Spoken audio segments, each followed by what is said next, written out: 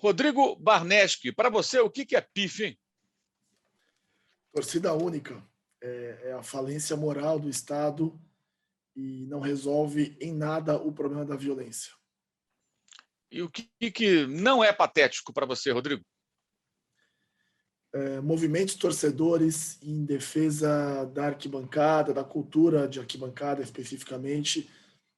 A experiência de ir ao estádio no Brasil tem sido muito impactada pela elitização, pelas novas arenas, e qualquer medida, qualquer iniciativa de torcedores em defesa da arquibancada tem de ser enaltecida e incentivada.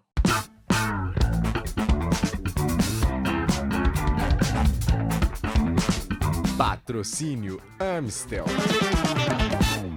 Esse é o Dividida do All Sport. O convidado, o entrevistado da vez é Rodrigo Barneski, jornalista e autor do livro Forasteiros, que é esse aqui, recém-lançado. O livro conta, o Rodrigo conta experiências que ele teve em centenas de estádios que visitou, de jogos, em muitos estádios no Brasil, fora do Brasil, especialmente, claro, como torcedor visitante, aquele que viaja para acompanhar o time, aquele que vai torcer para o time num cenário geralmente adverso, né? Que você está fora de casa, torcida contra, fora de casa a chance de derrota é maior, teoricamente, então você vai realmente para uma grande aventura e ter que gostar muito, né, de viajar, gostar muito do time, né, Rodrigo? Fala um pouquinho da ideia do livro para a gente, por que o livro Forasteiros e resume para a gente por que as pessoas devem comprar o livro, aqueles que compartilham desse nosso pensamento, posso dizer assim, de defesa do futebol e do direito de torcer. Bom, boa tarde a todos, a todas que nos acompanham. Você, Mauro, obrigado pelo espaço. O Forasteiros é um livro sobre o torcedor visitante. E eu escrevi o livro com essa temática porque eu entendo que o torcedor visitante, ou o torcedor, no sentido mais amplo, é uma figura negligenciada pela cobertura esportiva. A imprensa dá muito pouca atenção para o torcedor. Você sempre foi uma exceção nesse aspecto e tratou muito bem o tema, mas, de maneira geral, a crônica não dá a atenção devida. E eu entendia que era preciso contar a história do torcedor visitante, aquele que encara um estádio lotado por adversários, que enfrenta a polícia, que enfrenta situações adversas, a falta de ingresso, para conseguir ver o seu time jogar. Então eu quis, a partir da minha experiência de pouco mais de 1.000 jogos em quase 100 estádios pelo mundo, contar o que é ser torcedor visitante no Brasil e na América Latina. Quais são as dificuldades, quais são os grandes momentos, a intensidade de uma experiência de vencer um jogo fora de casa, a dor de uma derrota longe do seu estádio, da sua família, e como que o torcedor visitante sofre e tem sofrido cada vez mais, especialmente no cenário agora, em que torcida única vai se consolidando como algo quase natural, não só em clássicos, mas também em confrontos interestaduais. Antes de a pandemia afastar todo mundo dos estádios, a gente vinha percebendo aí uma série de medidas restritivas à presença do visitante, e era preciso que alguém contasse essa história. E eu abracei essa causa, sempre foi uma luta minha de defender o visitante, de batalhar pelos direitos do torcedor, não só visitante, mas especialmente o visitante, que é mais impactado, que é menos defendido aí por todos os agentes do futebol. E ao fazer isso, ao contar essa história do torcedor visitante, o Forasteiros acaba contando uma história da arquibancada nos últimos 30 anos no Brasil. O livro começa em 90, eu ainda criança, contando uma experiência que me vinculou a esse mundo de torcida organizada. E aí eu percorro os 30 anos até 2021 agora, e fica muito claro para quem lê o livro do início ao fim o quanto a vida do torcedor no estádio foi sendo dilapidada, a experiência foi sendo muito restringida, em especial a partir do movimento de Copa do Mundo no Brasil, das novas arenas, da elitização. Então, essa história, que tem muito pouco espaço na imprensa e também na literatura de futebol no Brasil, ela acho que interessa muito para quem vive arquibancada, para quem gosta de arquibancada, para quem vai a estádios.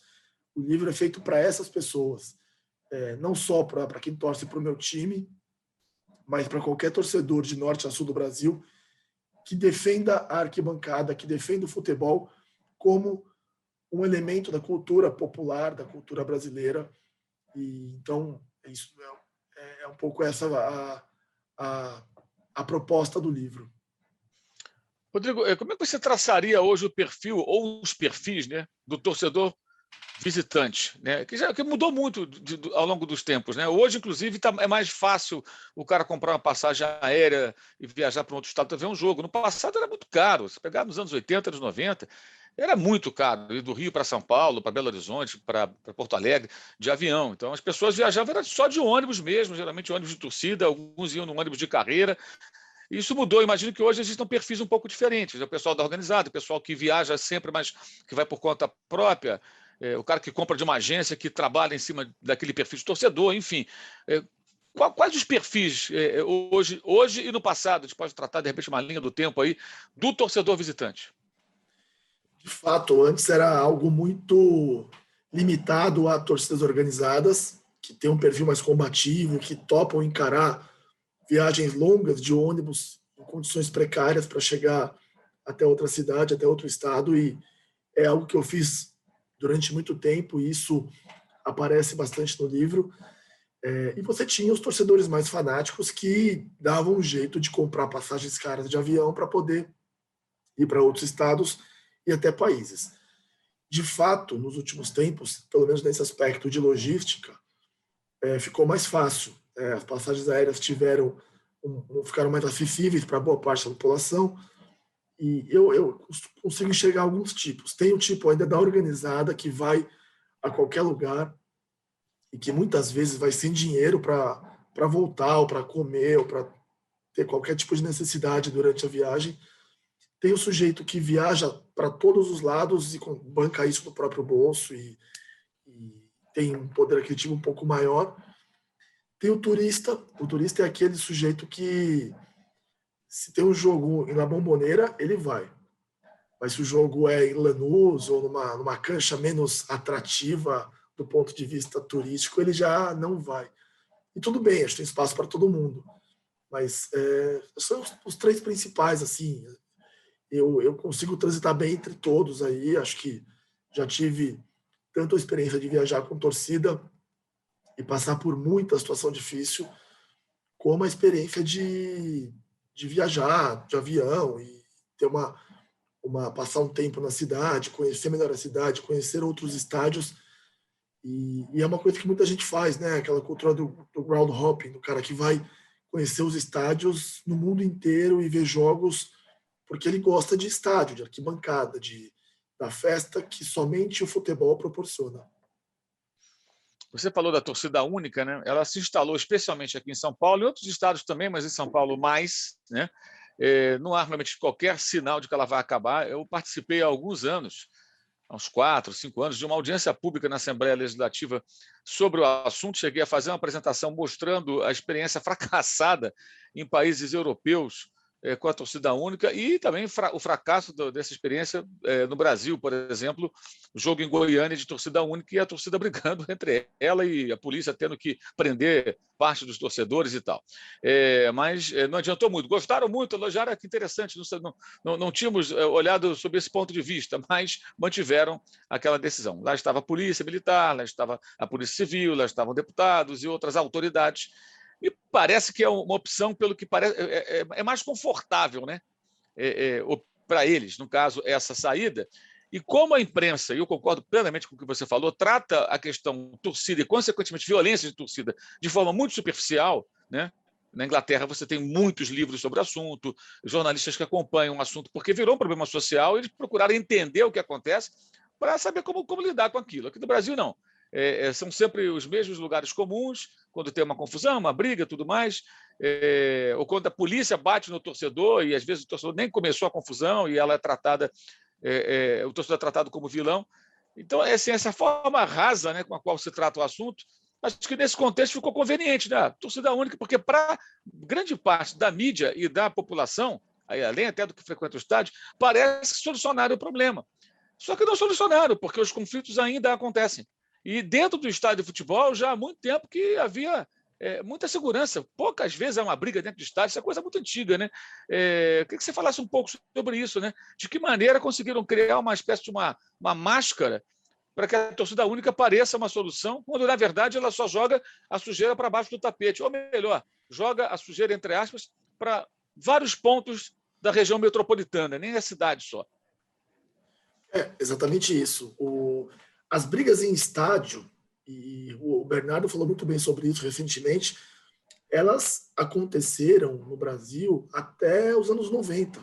Desde então não existe mais briga em estádio, com raríssimas exceções. As brigas sempre acontecem longe dos estádios e continuam acontecendo. A imposição de torcida única em São Paulo e em outros estados não resolveu o problema, apenas colocou o problema de maneira mais periférica e, como você bem pontuou, em bairros distantes e em cidades afastadas, às vezes no interior do estado, em outros estados, e você não tem mais no estádio a sociabilidade, a convivência entre duas torcidas. De fato, é algo que a imprensa acaba dando um caráter de problema resolvido, primeiro porque não fala mais sobre o assunto no primeiro ano ali era falado, olha, torcida única e tal, não sei o quê. Depois parece que vira uma coisa natural e ninguém mais fala sobre isso. E é interessante também, Mauro, e aí esse é o ponto principal, para os clubes e para quem lucra com esse futebol agora, que pensa o tempo todo em dinheiro. Parece que o dinheiro é a única coisa que importa. E os estádios construídos para a Copa do Mundo, não só eles, mas também o do Palmeiras, do Grêmio, eles não foram pensados para duas torcidas. Eles foram pensados para shows e para a torcida da casa. O do Palmeiras, claramente, eu falo isso como palmeirense, e eu briguei muito com a gestão anterior do Paulo Nobre, porque o Palmeiras, desde o começo, deixou claro que ele não queria ter torcida visitante na sua casa. E o que mais me entristece é perceber que muitos palmeirenses eram a favor disso. Aí eu falo de palmeirense, mas de qualquer torcedor. É o torcedor que não enxerga que o fato de não ter o visitante, o adversário, o oponente na sua casa, implica na impossibilidade de ele próprio visitar o estádio do seu rival no retorno, no ano seguinte. E quando você começa a naturalizar isso e achar que, tudo bem, é uma torcida só, vamos manter assim, você acaba com essa questão de sociabilidade, da convivência. Eu sempre digo que a arquibancada forja caráter, especialmente quando você está diante do seu rival e você ouve o estrondo da torcida rival. Aquele estrondo um clássico, do gol do seu rival, é o pior som do mundo. Mas ele forma o caráter, aquilo te fortalece, você precisa daquilo para ser um torcedor, né, completo. E aos poucos isso vai acabando, porque os gols de visitantes hoje em São Paulo, hoje, eu digo até antes da pandemia, eles são silenciosos. O Corinthians foi campeão no estádio do Palmeiras há 2 anos e foi um silêncio absurdo. Esse é um capítulo do livro, que eu falo sobre o quanto as autoridades estão silenciando os gols e estão tornando a experiência de um clássico algo muito desagradável, porque o Palmeiras e Corinthians, um São Paulo e Santos, um Corinthians e São Paulo, é uma experiência de uma torcida só. Você não tem um oponente, não tem alguém que vai torcer contra, e isso enfraquece até mesmo a torcida da casa, porque ela não tem contra quem batalhar no canto, no grito de guerra. Então, o ambiente do estádio fica um ambiente estéril, um ambiente muito, muito menos atraente do que era em décadas passadas. E o que me preocupa é as autoridades dão torcida única como algo definitivo e muito pouca gente parece se engajar na luta para que isso não aconteça em caráter definitivo. Você lembrou esse caso do Palmeiras com relação a jogos. Eu lembro que no Brasileiro de 2019, o Flamengo já era campeão, e aí a diretoria do Palmeiras, seu presidente, eles utilizaram aquela recomendação, digamos assim, né, do Ministério Público, né, para que não tenha torcida visitante, estendendo-a ao Flamengo, que é uma recomendação que até então ela valia para jogos entre os grandes de São Paulo. E aquilo valeu. O Flamengo entrou em campo sem a sua torcida, né, nem aqueles 1.000 e poucos ali que ficam atrás de um vidro. E sempre há reclamações, de fato, né, de torcedores visitantes, de todos os times, né, quando vão ao Allianz Parque, porque não pode ver o jogo direito, a localização não é boa, etc. e tal, ingresso caro. E ficou decidido que o jogo seguinte, com o mando do Flamengo, não teria torcida do Palmeiras, só que veio a pandemia. Então, eles se enfrentaram com o comando do Flamengo, o jogo foi até em Brasília, né? E caso fosse no Rio, em Brasília, em qualquer lugar, ele não teria torcedor do Palmeiras, ou seja, você e outros palmeirenses não poderiam se deslocar para torcer pelo Palmeiras contra o Flamengo. E aí nós estamos falando dos clubes que têm protagonizado os campeonatos, né? Os 2 últimos campeões brasileiros, os 2 últimos campeões da Libertadores, só isso. E que, evidentemente, se enfrentam. E é claro que um enfrentamento desses 2 times, ele tem que ter um brilho da presença do torcedor de ambas as equipes.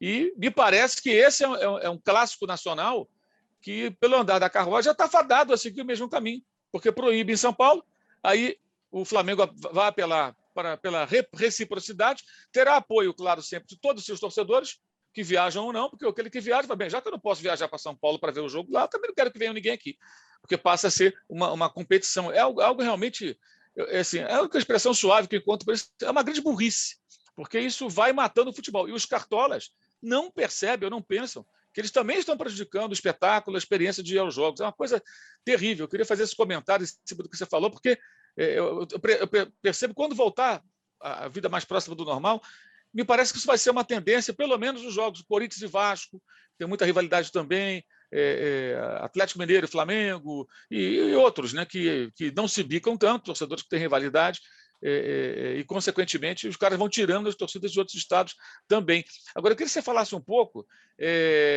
sobre uma outra questão. Antes da torcida única, eles foram reduzindo o torcedor visitante, né? Lá no passado, não tão remoto assim, os jogos clássicos em São Paulo eram no Morumbi, até no Pacaembu, com 2 torcidas, né? Você tinha, quando era do Pacaembu, ficava uma torcida na curva, né, ali e tal, naquela arquibancada amarela e a verde, no tobogã, que já não existe mais, a outra torcida, ainda pegava um pedaço daquelas arquibancadas laterais, e no Morumbi era muito simples, uma em cima das cabines de TV, outra em cima das cabines de rádio. Até o São Paulo mudava de lado, quando o mandante era o Palmeiras, o Santos ou o Corinthians. Eles foram reduzindo 10%, 5%, 2%, e o que me pareceu que é aí que piorou, porque conforme iam reduzindo o número de torcedores visitantes, você foi restringindo praticamente a organizada. E com um número tão pequeno de torcedores visitantes no estádio, eles passaram a ir em comboio, caminhando, cercados pela polícia, numa atmosfera com viés bélico. Antes, não. Com 10%, as tais famílias que eles falam que vão, e eu também. O cara ia ver o jogo o palmeirense podia ver um jogo no Morumbi com 15% de palmeirenses, de carro com o filho dele, porque 15% é muita gente chegando de camisa do Palmeiras. Hoje não, né? Hoje não. Antes, há pouco tempo atrás, você tinha ali 2.000 ingressos, 1.500 ingressos. Você não acha que foi uma coisa feita pouco a pouco? Eu não sei se foi premeditado, mas pouco a pouco eles foram criando uma situação em que o torcedor visitante ele foi ficando acuado, esse torcedor avulso parou de ir, ia só organizada, recebida com hostilidade pela torcida local. E aí, não, agora temos um motivo para tirar a torcida adversária visitante do estádio. Essa agenda foi sendo imposta ao longo das últimas décadas. Eu costumo dizer que o futebol brasileiro ele virou refém do Ministério Público. O Ministério Público, lá em 95, para dar uma resposta à sociedade para a Batalha Campal do Pacaembu, proibiu as torcidas, tomou uma série de medidas restritivas que faziam sentido até, em certo aspecto. Mas aí foi endurecendo. E aí contou com a complacência da polícia, da imprensa, e foi ganhando peso. Não só em São Paulo, mas também em outros estados. Você mencionou Palmeiras e Flamengo, do Brasileiro de 2019, foi na rodada 36. Na 38, a última rodada, teve um Cruzeiro e Palmeiras, no Mineirão, aconteceu a mesma coisa. Eu descrevo isso no livro. O Ministério Público fez uma força danada junto com o Cruzeiro, e na véspera do jogo, um sábado, decidiu-se que não haveria venda de ingressos para o visitante. Então, voltando à sua pergunta agora... É o jogo do rebaixamento do Cruzeiro. Exato. Eu ia para o Mineirão, estava tudo pronto, e na véspera veio uma decisão da Justiça que não haveria visitantes. Eu tenho alguns relatos no livro em que eu falo sobre o que eram os clássicos nos anos 90, até os anos 90 e 2000 também, que era essa disputa de território, né? No estádio. No Morumbi era a famosa disputa por gomos da arquibancada. Você ia ocupando espaços para ver quem seria a maior torcida. Aos poucos, por interesses mercadológicos ou por interesses técnicos dos times também, os visitantes foram sendo confinados a um pequeno setor. E, de fato, eram 10%, depois 5%, 4%, e hoje ninguém, quer dizer, até antes da pandemia, ninguém respeita mais isso. O número, às vezes, até menor do que isso. Interessa para os clubes entendem que podem vender mais ingressos porque não tem uma divisão entre as torcidas, então tem um interesse financeiro aí.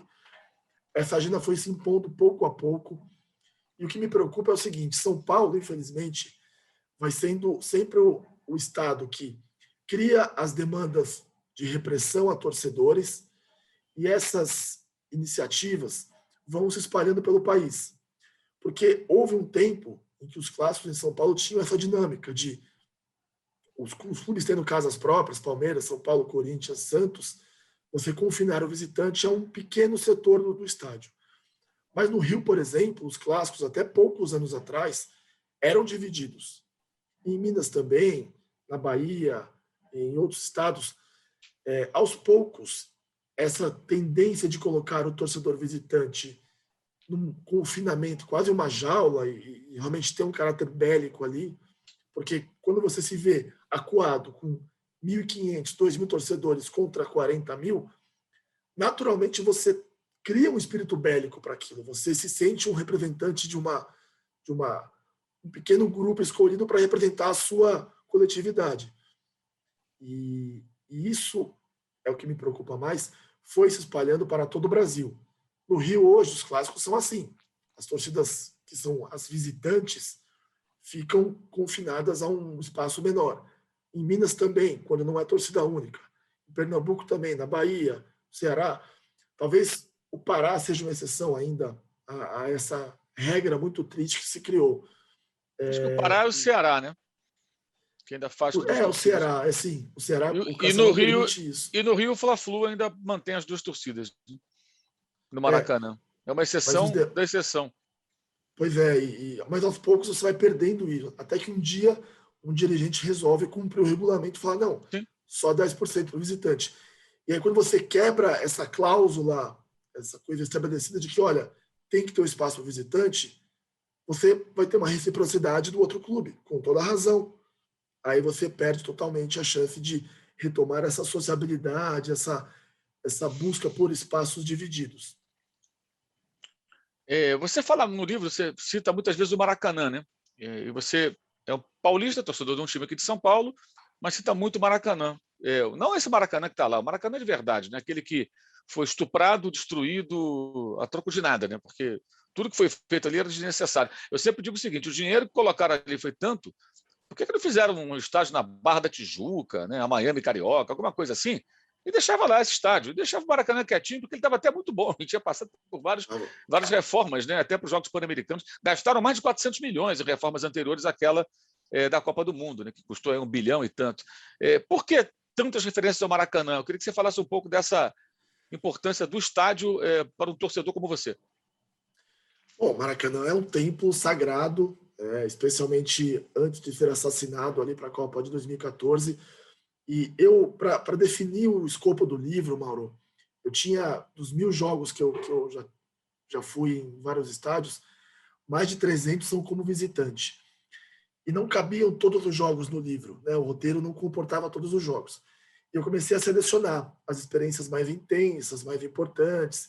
Tentei fazer uma divisão também por clubes, por estados, por regiões do país. E eu percebi que o Maracanã, eu teria pelo menos uns 30 jogos para contar histórias muito boas, porque eu assisti mais de 50 jogos no Maracanã só do Palmeiras, sem contar jogos de outros clubes. Porque eu sempre que eu vou ao Rio, eu vejo o jogo se eu vou no domingo, eu vejo o jogo no sábado e tal. Então, para conseguir trabalhar com todos os jogos, todas as boas histórias do Maracanã, eu criei um capítulo específico para o Maracanã, e aí são 10 histórias curtas, bem pontuais, e tem mais um capítulo também depois, e outras experiências do Maracanã. Mas eu queria contar também o que era o Maracanã antes do que aconteceu para a Copa do Mundo e o que era o Maracanã depois, que virou o Maracanã. Então, eu divido esse capítulo do Maracanã em 2 momentos, sendo que um é o meio, a primeira metade termina com a despedida do Maracanã, o último jogo que eu fui ao Maracanã, pouco antes da entrega para a reforma, e o jogo seguinte foi a minha primeira experiência no novo Maracanã, que foi um jogo da Copa das Confederações, que eu nem tinha muito interesse pelo torneio em si, mas eu estava com saudade do Maracanã. Eu queria revisitar o estádio que para mim foi tão importante. E foi um México-Itália. E aí a gente chega nesse ponto dos novos estádios. E eu vou usar um termo aqui do Luiz Antônio Simas, que é o autor do prefácio do Forasteiros. O Simas sempre fala na perversidade do bem, que é o conceito de você entregar uma série de coisas que parecem ser muito boas, empacotar isso de uma forma muito legal, e isso tem como consequência você afastar muita gente daquele ambiente. No caso de um estádio, é quando você começa a colocar muita amenidade, cadeirinhas acolchoadas, restaurantes super badalados no estádio. Você coloca os stewards, coloca limitações, coloca televisão no banheiro do estádio, você coloca mármore na pia do banheiro do estádio. O ponto é o seguinte, isso não serve de nada para o torcedor de arquibancada, mas ele serve para criar uma aura, uma imagem de um estádio moderno, um estádio mais adequado aos padrões europeus, ao padrão FIFA. O problema disso é que isso tem um custo. Se você põe mármore no banheiro, se você põe uma TV de LED, TV super moderna, em todo o anel inferior do Maracanã ou de outros estádios, isso tem um custo. Eu simbolizo isso no capítulo do Maracanã, que é o seguinte, quando eu cheguei nesse primeiro jogo, subindo a rampa para entrar na arquibancada, veio um sujeito muito sorridente e me cumprimenta assim, boa tarde, seja bem-vindo ao novo Maracanã. Isso parece ser legal, né? Você fala, pô, tem alguém te dando boa tarde. Agora, isso custa dinheiro. Esse cara está lá sendo pago para isso. E essa conta é paga pelo torcedor. E o que eu digo é, eu prefiro não ter um cara me dando boa tarde, bom dia, boa noite, permitir que pessoas de menor poder aquisitivo continuem indo ao estádio. Quando você coloca esses luxos, esses confortos desnecessários no estádio, você encarece o estádio e a conta sobra para o torcedor. E aí vem a justificativa de, olha, quer um estádio mais moderno, mais confortável, o ingresso é mais caro. O ponto é, o torcedor de arquibancada nem sempre quer esses luxos. Ele não precisa disso. Ele precisa de um conforto básico, de questões essenciais ali para ele, mas ele não precisa de coisas que encareçam a ida dele ao estádio. É isso que o Simas chama de perversidade do bem, o conceito que ele cunhou, que eu acho muito válido para explicar por que os novos estádios são tão caros. É isso também com muito apoio da imprensa, né, que comprou, em boa parte, o discurso de que o torcedor tem que ter conforto. Sim, o que é ter conforto no torcedor? Ele conseguir comprar ingresso em condições razoáveis, né, que ele não tenha que ser amassado em algum lugar, ele poder comprar, isso é um conforto. O meu dinheiro compra o ingresso, eu consigo ver um jogo. Eu não sou um cara com muita grana, mas consigo ver o futebol. E eu acho até engraçado, como eu frequentei muito o Maracanã e fui muito de geral, muitas e muitas vezes de geral, eu acho curioso quando alguns colegas até na imprensa, que até pela idade ou pelo lugar onde cresceram, se foram a geral, foi uma vez. Acho que muitos nem foram, nem sabem, nem têm ideia do que era a experiência. E falam daquilo com uma profundidade, desenvolvendo teses, como se a geral fosse o fim do mundo. A geral era fantástica. A geral me permitia ver uma quantidade de jogos, a mim e tantos de nós ali, torcedores, que eu jamais poderia ver hoje, porque o ingresso é muito caro, o ingresso custava muito barato. E você tinha realmente ali o povo representado, o torcedor mais humilde, aquele que tem pouco dinheiro, conseguia ir ao Maracanã. O Maracanã original, ele contemplava a geral, com um local muito popular, a arquibancada, que era um local intermediário, digamos, em termos econômicos, cadeiras azuis que não tinham boa visibilidade, mas que era um local que você tinha um lugar para sentar, uma cadeira, para o cara que quisesse gastar um pouco mais, para ter, em tese, um conforto maior. E tinham até as cadeiras especiais, camarotes ali e tal, tribuna de honra, para outro perfil, né? E todo mundo convivia ali no mesmo estádio, vendo o seu time e vendo a torcida adversária. Enfim, é realmente muito curioso isso, né? A maneira como as pessoas falam sobre algo que elas não vivenciaram, mas que você ainda tem na América do Sul, né? Na Argentina, no Uruguai, mesmo os estádios, quando são reformados ou construídos, ainda é uma resistência maior. Não, tem que ter um lugar para ficar de pé, tem que ter um lugar que eu possa torcer direito aqui, não vou torcer sentado numa cadeira. Eu queria que você falasse um pouco disso, até na capa do livro, vou lembrar aqui, né, mostrar de novo aqui o Forasteiros. A capa é o cilindro de Avejaneda, o estádio do Racing, que foi um estádio de 1950, como o Maracanã antigo, né, o original. E da última vez que eu estive lá antes da pandemia, conversando com as pessoas, me falaram sobre um projeto de revitalização do estádio, para reformar, para criar lugares mais caros, por outro perfil de torcedor. A primeira pergunta que eu fiz, vai acabar com a área atrás do gol, onde fica a Guarda Imperial e as outras barras? Não, ali não vai mexer. Eu falei, se mexer ali, vocês mataram o estádio, pelo amor de Deus. Não façam isso. Vocês vão matar o estádio, a mística, e a torcida vai se modificar. A torcida que é admirada em tantos lugares. Eu passei a torcer pelo Racing por causa da torcida do Racing, o Racing só perdia, rebaixamento e tudo mais, não foi por conta do time. Você vai se perder. Eu acho que nesses países ainda há uma resistência maior, né, Rodrigo? E queria que você falasse um pouco também sobre o comportamento do torcedor visitante brasileiro, médio, e do argentino, uruguaio, os demais. Quais são as diferenças? Há diferenças? De fato, em outros países, você tem ainda uma. Acho que isso tem muito a ver com o fato de a Copa do Mundo ter acontecido no Brasil e em outros países, né? Mas Sim. Eu sempre destaco o exemplo do campeão del siglo, do Peñarol.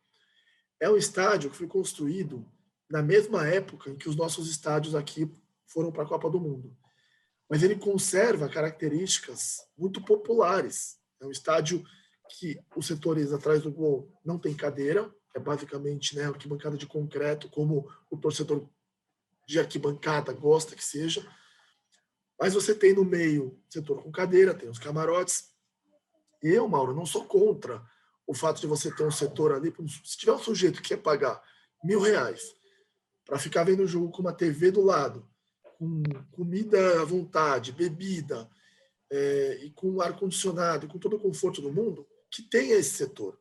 E que esse cara viabilize o ingresso mais barato, a R$30, R$40, para quem não pode pagar. É esse o ponto. Você não pode excluir o povo para ter somente uns setores para o público de maior poder aquisitivo. Em relação às torcidas de outros países, os visitantes, tem uma cultura muito mais estabelecida. Né? Você pega a Colômbia, por exemplo, tem grupos de torcedores que basicamente só vêm jogos fora de casa. Quando o Atlético Nacional vem jogar aqui no Brasil, tem um grupo de torcedores que vem para cá, sabe-se lá como, eles ficam dormindo em sede de torcida organizada de outros clubes, em qualquer lugar que apareça ali, porque eles mal têm dinheiro para comprar comida e se manter. Mas eles acompanham o clube em todos os lugares. Eu me lembro de alguns que vieram para São Paulo para assistir um jogo aqui contra o São Paulo, se eu não me engano, e dali emendaram uma viagem para a Argentina. E eles mal tinham dinheiro para isso. É um grupo que tem essa cultura de viajar para ver o seu clube. Na Argentina, isso é muito forte. Infelizmente, na Argentina, a torcida única já é um fenômeno que vem de muito mais tempo, né? Nas categorias de acesso, desde 2007, salvo engano, e na categoria, na elite, desde 2013. E isso não só em Buenos Aires, mas em todo o país. Mas ainda, essa cultura acho que ainda é forte, ainda tem essa coisa, especialmente de viajar para fora, né? A cultura do vamos copar um outro estádio. E quando clubes da Argentina vêm ao Brasil, é sempre impressionante a quantidade de torcedores e a cultura do alentar a todo tempo, né? É uma torcida que canta o tempo todo, que empurra, que incentiva. Isso não vale só para Boca, River, Racing, São Lourenço, Independiente. Eu me recordo que quando o Atlético Tucumã veio aqui ver um jogo em São Paulo, veio jogar em São Paulo, tinha 2.000 torcedores do Tucumã. E a viagem de Tucumã para São Paulo é uma viagem muito complicada. Tucumã fica bem distante de Buenos Aires. O Rosário Central, a mesma coisa. Quando o Belgrano foi a Curitiba também, fez uma festa impressionante contra o Curitiba, que a própria torcida do Curitiba reconheceu, né? E teve ali uma relação bem amistosa até com a torcida do Belgrano. Então, tem uma cultura de copar outras cidades, estados e países muito forte. E tenho para mim que com a proibição de visitantes nos jogos locais, eles passaram a fazer isso com muito mais intensidade, porque viajar para outro país para ver um jogo do seu clube é a única oportunidade de ver um jogo fora de casa, né? Então, sempre uma experiência impressionante você ver uma torcida, especialmente argentina e uruguaia, fora de casa. É algo que eu recomendo para todo mundo. E você, como torcedor visitante, num estádio no exterior, né? Não aqui no Brasil, dá para citar um ou mais estádios assim, onde a sensação do urro, né, e a pressão do adversário de fato impressione mais? Mesmo com toda a experiência, né, que você tem. Eu nunca fui como visitante contra o Racing, por exemplo. Eu fui a muitos jogos no Cilindro, fiquei sempre no setor central ali, acompanhando tanto o visitante quanto a Guarda Imperial. É uma torcida de muito peso, realmente. Dos jogos que eu fui como visitante, eu destacaria a torcida do São Lourenço, o Novo Gasômetro, é uma torcida muito ativa, que é reconhecida na Argentina por sempre ter as melhores músicas, as melhores adaptações de músicas para as canchas, né? A do Boca é impressionante. E é que o Boca acabou ficando uma coisa um pouco quase turística, né? O Boca, a Bombonera. Mas um dos capítulos do livro, eu relato 2 jogos que eu vi na Bombonera no mesmo ano. Um pela fase de grupos e outro numa semifinal. E na fase de grupos, o Palmeiras ganhou. E aí tem aquela sensação de calamos la Bombonera. É uma sensação um tanto quanto inverídica, mas você tem essa impressão. E na semifinal, foi uma derrota por 2-0, praticamente decisiva. E eu narro ali o trauma que eu fiquei dos bombos de Murga de La Doce, porque a gente fica retido ali 1 hora depois do jogo e o estádio vai esvaziando. Mas aquela segunda bandeja de La Bombonera continua lá, porque e parece que eles fazem de propósito, eles ficam cantando ali. E é uma tortura, Mauro, porque você acabou de tomar um 2-0 numa semifinal. E fica aquele barulhinho que não para. É uma torcida realmente muito intensa sempre. E eu destacaria também a do Peñarol. Eu tive uma experiência muito intensa, que foi a batalha campal do campeão del siglo, 2017. É um dos capítulos do livro. E deixando de lado tudo que aconteceu depois, e isso eu descrevo com muitos detalhes no livro, a torcida do Peñarol é uma torcida também de muito alento, de muita empolgação, de muita vibração o tempo todo. Então, eu destacaria essas como das que eu conhecia, as principais. Agora, tem torcidas, especialmente de Buenos Aires, que eu acompanhei não como visitante, mas indo a jogos do clube ali, que eu gosto bastante. Exemplos: Neva Chicago, All Boys, também é uma torcida bem interessante. Chacarita, também é outra torcida que eu destaco. E o Lanús também. São torcidas que têm um peso ali muito forte. Rodrigo Barneski, qual a dividida que o torcedor de arquibancada não pode perder? Eu sonho sempre com o dia em que as torcidas de futebol no Brasil terão consciência de classe. Essa é uma coisa que falta no Brasil. Entender que o torcedor do Corinthians, do Palmeiras, do Flamengo, do Cruzeiro, do Grêmio, do Inter, eles têm uma mesma causa em comum, eles deveriam lutar pelos seus direitos e, infelizmente, não fazem isso. né? Tem muito clubismo, tem muita rivalidade exacerbada que impede essa união por interesses comuns. E eu diria que a gente precisa cada vez mais ter esse tipo de união, de associação de torcidas e torcedores organizados para que a cultura de arquibancada possa prevalecer. Eu tenho receio de que isso, boa parte da batalha tenha sido perdida já, mas ainda sonho com um dia em que as torcidas vão entender que elas têm que atuar em defesa da causa torcedora e para evitar que as arquibancadas percam esse caráter de um local de festa popular. Você tem esperança, Rodrigo, em uma mudança de cenário, uma reversão com o fim da torcida única e que isso possa de fato mudar? Quando você analisa friamente, olha para esse cenário, como é que você vê isso? Não tenho esperança. Não em curto prazo, em médio prazo, até porque eu acredito que assim que for permitido as torcidas voltarem a estádios pós-pandemia, ou, né, de alguma forma, quando isso acontecer, a pandemia vai ser utilizada como mais um argumento para você não ter visitante, por exemplo. E talvez no primeiro momento faça sentido, para você evitar deslocamentos. Então, o argumento é razoável, mas eu temo que ele possa ser usado ad eterno.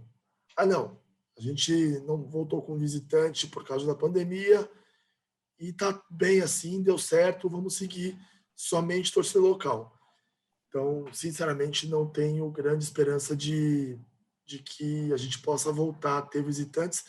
E até por isso o livro é importante sair agora, porque se esse personagem, o torcedor visitante, está fadado à extinção, é importante que a história dele seja contada. Então, por isso que eu quis abraçar essa causa e contar isso de maneira o mais ampla possível.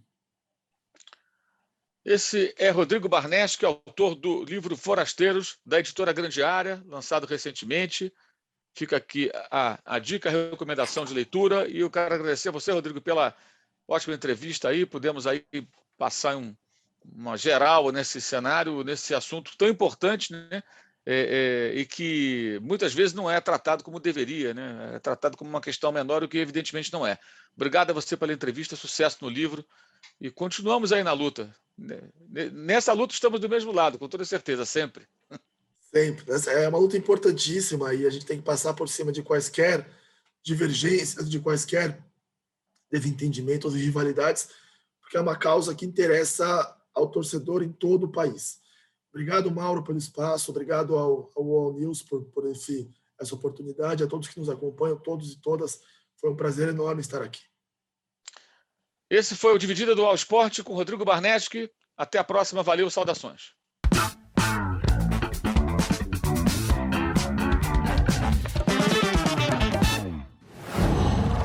Qual?